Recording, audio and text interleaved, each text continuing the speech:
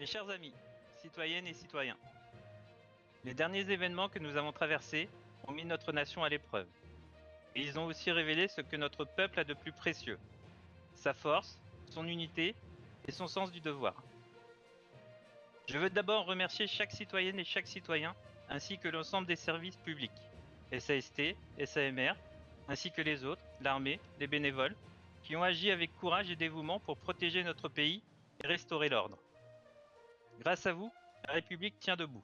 Aujourd'hui, avec mes camarades du gouvernement provisoire, nous assumons la responsabilité de garantir la stabilité et la continuité de l'État jusqu'aux prochaines élections présidentielles.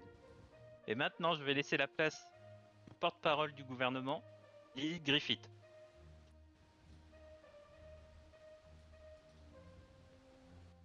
Merci Eden.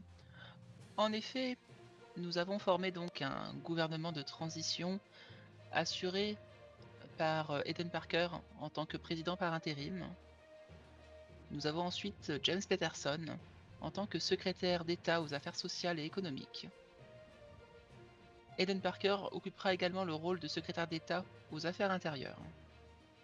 Ensuite, Leah Summer s'occupera quant à elle de l'État et de la justice.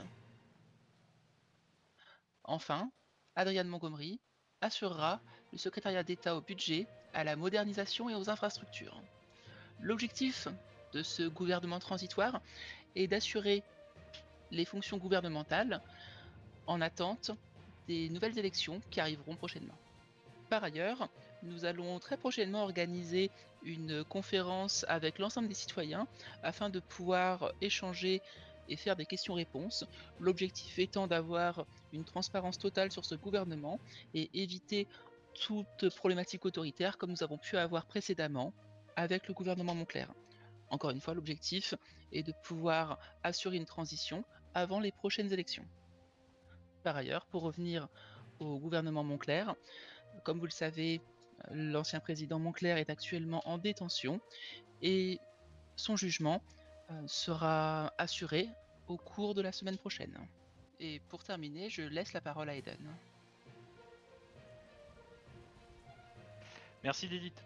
Alors, il faut savoir une chose aussi, c'est que notre action sera guidée par 3 principes, la transparence, l'unité et la responsabilité. Citoyennes et citoyens, notre devoir commun est de reconstruire la confiance que vous avez perdue avec notre prédécesseur. L'avenir ne se bâtira pas dans la peur, mais dans la clarté, la solidarité et le respect des institutions.